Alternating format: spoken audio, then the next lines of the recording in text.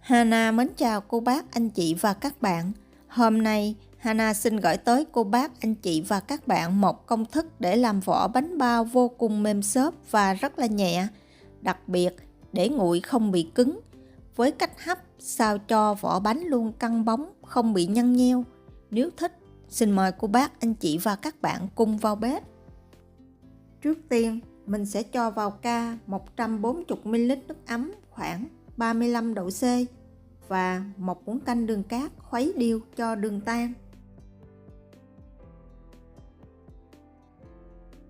Sau đó cho vào 1 muỗng cà phê men nở và khuấy đều lên. Nếu cô bác, anh chị và các bạn có loại men vàng, mình sử dụng bánh sẽ ngon hơn. Bột mì thì Hana sử dụng 220g bột mì. Đây là 3 loại bột mì Hana thường hay làm bánh bao. Thêm vào 1 muỗng cà phê bột nở và 1/4 muỗng cà phê muối nở rây đều lên.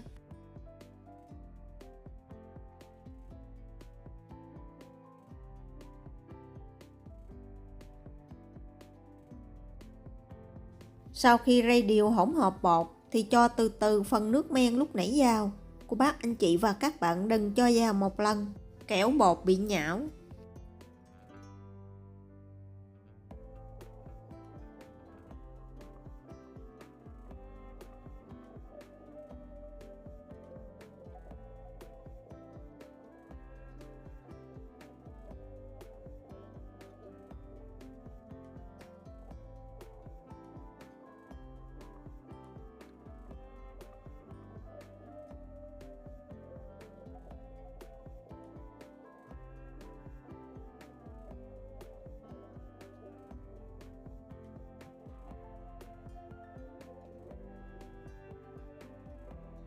Khi trộn đều hỗn hợp bột và nước men thì thêm vào 10g mỡ heo. Bột này mình sẽ nhồi 15 phút ở mức thứ hai. Nếu cô bác, anh chị và các bạn không có máy, mình có thể nhồi tay cho tới khi bột thành một khối mịn là được. Thoa một ít dầu ăn chống dính vào tô, túm tròn khối bột lại, bọc kín. Mình sẽ để bột nơi ấm, cho bột nở gấp đôi. Thông thường để ủ bột, Hana hay cho vào lò vi sóng và đóng kín lại. Thời gian ủ khoảng 30 tới 35 phút.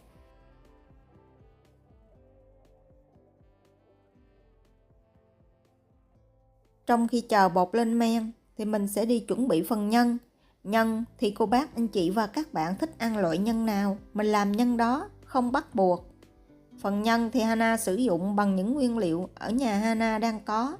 Mình sẽ dùng 50g bún tàu, cho vào thau, thêm nước ấm vào ngập bún và ngâm khoảng 5 phút cho bún nở. Hôm nay mình sẽ làm bánh bao nhân hẹ. Hẹ thì Hana dùng 60g hẹ. Sau khi rửa thật sạch, vẩy cho hẹ khô thì mình sẽ cắt khúc khoảng 1cm. Cho hẹ vào tô, thêm vào 1 muỗng canh dầu ăn trộn đều lên. Mình trộn dầu như vậy thì phần hẹ luôn xanh tươi và bóng đẹp.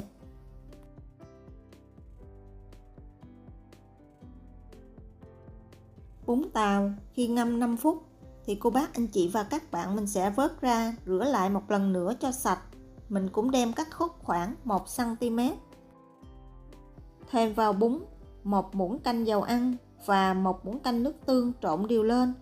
Bún tàu và hẹ mình sẽ để riêng qua một bên. Khi nào chuẩn bị gói bánh mình mới trộn đều hai phần lại với nhau. Bún tàu thì cô bác, anh chị và các bạn nhớ bọc kín lại, kẻo một chút gió vào bún tàu khô cong lên, làm cho bún bị cứng. Một chút mình gói bánh, phần bún tàu sẽ đâm lủng vỏ bánh. Và đây là phần bột sau khi Hana để trong lò vi sóng 30 phút. Bột lúc này lên men, nở gấp đôi. Cho khối bột ra bàn, cuốn lại thành hình trụ dài. Mình vừa cuốn mình vừa ép hết phần bọt khí bên trong.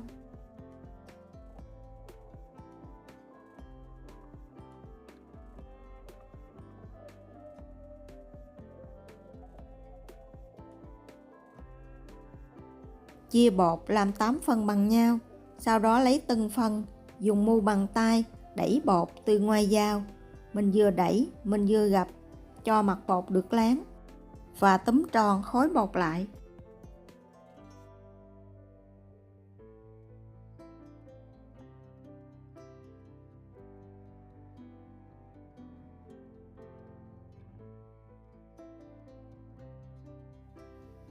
Sau khi cuộn tròn 8 khối bột thì mình sẽ dùng khăn đậy kín lại, kẻo gió vào bột bị khô.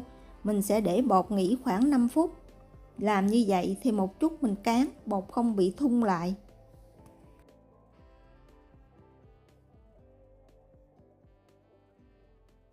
Lúc này mình sẽ trộn đều phần bún tàu và phần hẹ lại với nhau.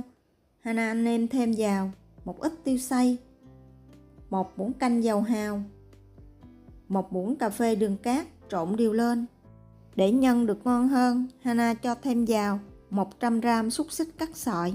Nếu cô bác anh chị và các bạn có thịt xông khói, mình cũng có thể cho vào, ăn cũng rất là ngon. Sau 5 phút, mình sẽ bắt đầu đi cán bột. Viên bột nào vo tròn trước thì mình lấy ra làm trước. Mỗi viên bột mình sẽ cán tròn có đường kính khoảng 10 tới 11 cm là vừa.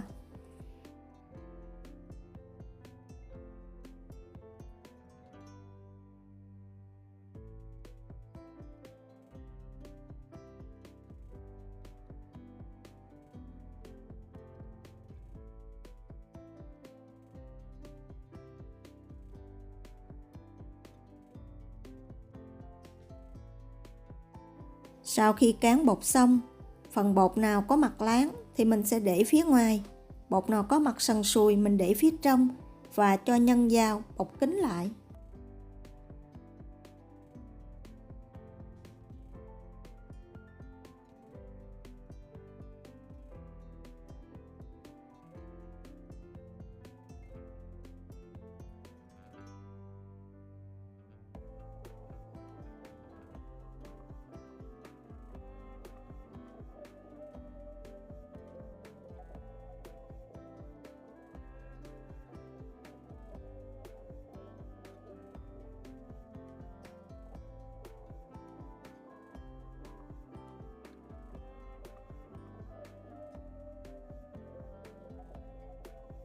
Sau khi bắt bánh xong, mình sẽ để cho bột nghỉ khoảng 15 tới 20 phút tùy theo thời tiết. Cô bác anh chị và các bạn đừng để lâu hơn hoặc ít hơn. Trong thời gian chờ bột nghỉ, mình sẽ bắt sẵn một xửng nước sôi. Nước sôi thì mình chỉ dùng nửa xô, và khi nước sôi lăn tăn, thời gian đủ thì mình sẽ bắt đầu đi hấp bánh. Bột bánh này mình sẽ hấp ở lửa vừa 12 phút. Và đây là thành phẩm bánh của Hana. Sau khi hấp xong, nếu cô bác anh chị và các bạn sử dụng các loại bột mà Hana chia sẻ thì thành phẩm bánh rất là mềm xốp, đặc biệt không bị xẹp. Bánh rất là nhẹ, phần nhân thì vừa ăn. Hy vọng cô bác anh chị và các bạn có thêm một món ngon cho gia đình của mình vào dịp cuối tuần. Nếu cô bác anh chị và các bạn thích Hana chia sẻ, nhớ đăng ký ủng hộ kênh của Hana nhé. Hana cảm ơn. Hana kính chúc cô bác anh chị và các bạn cuối tuần vui vẻ bên người thân và gia đình của mình.